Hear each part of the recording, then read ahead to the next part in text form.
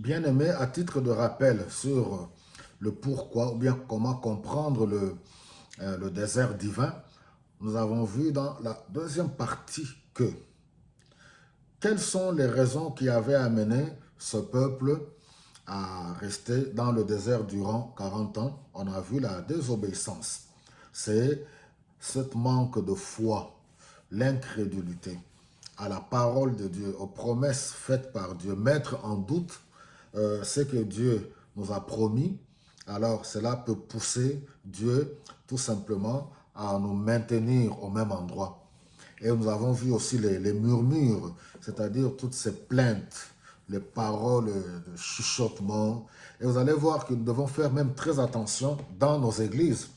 Il y a toujours des personnes qui sont experts en murmure, qui ne font que murmurer, qui ne font que, voilà, influencer les autres, voilà, négativement par rapport à la vision de l'Église, par rapport à la parole de Dieu. Et ces choses-là, nous devons faire très, très attention. Alors, aujourd'hui, j'aimerais parler rapidement alors, du fait que Dieu lui-même, qui a décidé qu'il reste, que ce peuple soit récalé, voilà, pour faire 40 ans dans le désert. Je l'ai dit la fois passée que Dieu lui-même, il est celui qui blesse et qui pend la blessure.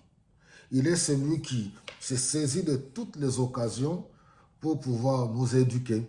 Et dans le désert, Dieu permet, oui, dans ta vie, dans ma vie, dans nos vies, voilà, certaines situations que Dieu peut permettre.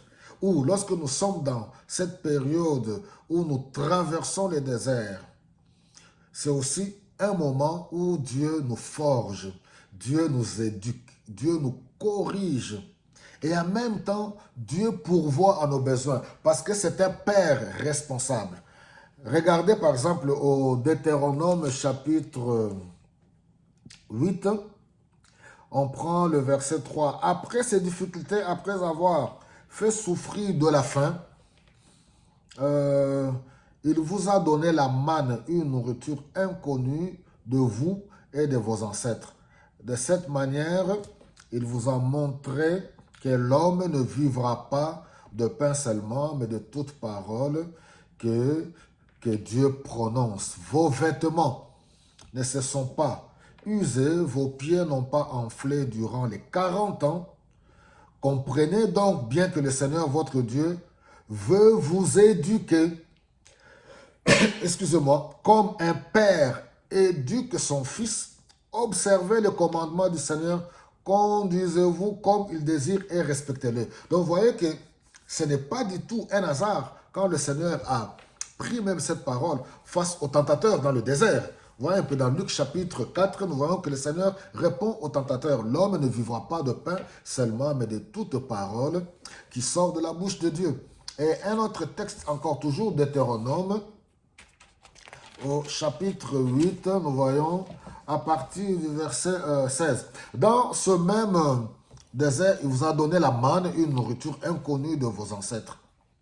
Il vous a fait rencontrer des difficultés pour vous mettre à l'épreuve, tout en vous préparant un avenir heureux. Donc, dans le désert, ne trafique pas, ne bricole pas, ne triche pas, parce que ça sera tout simplement contre ton avantage. C'est Dieu, il faut se soumettre dans des moments de preuve, dans des moments de difficulté. Quand on sait que oui, la main de Dieu est sur nous, il ne faut pas se rebeller. Il faut apprendre à s'appuyer sur Dieu et compter sur lui pour qu'il nous donne la force de traverser cette épreuve.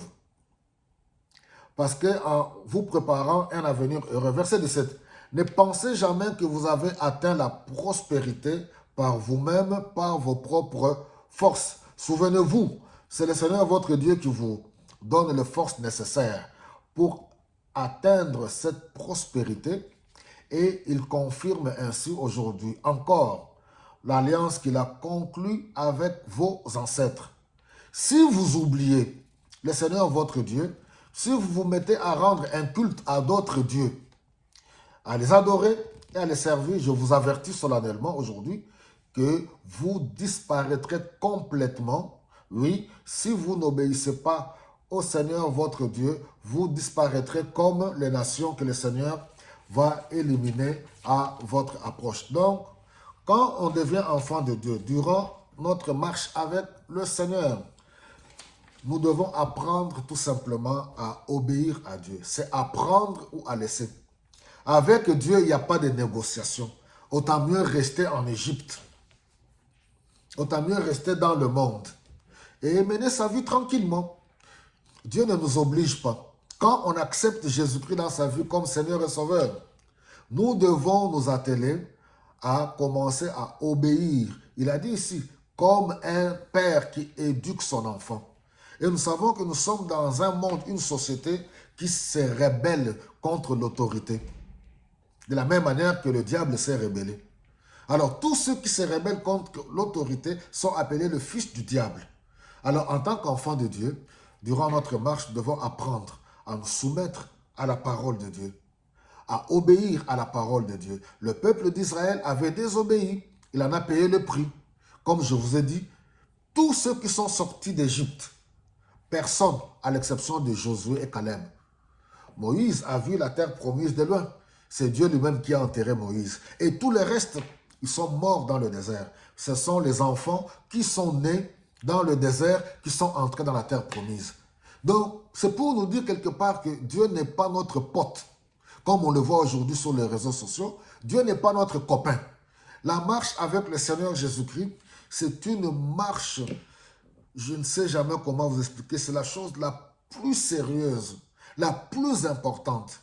On ne va pas rigoler avec Dieu, on adore Dieu et puis on adore le monde. On est un pied dedans. Aujourd'hui, on joue des cantiques de Dieu, mais le cœur rempli de méchanceté. Et demain, on est dans des concerts mondains. Oui, c'est vrai. Vous allez dire tout ce que vous voulez. Même tous vos musiciens de la musique profane, là, ils le savent qu'ils servent le diable. Ils ne vous le diront pas. Ils ne vous le diront pas. Ils citent aussi le nom de Dieu. Mais ils savent qu'ils ont des pactes avec le diable. Il n'y a que vous qui êtes ignorants.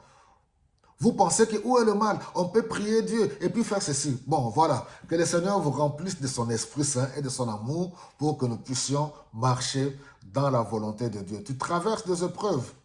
Reste attaché à Dieu, reste fidèle à Dieu. Tu ne mourras pas dans le désert. Tu arriveras dans ta terre promise si tu restes fidèle à Dieu.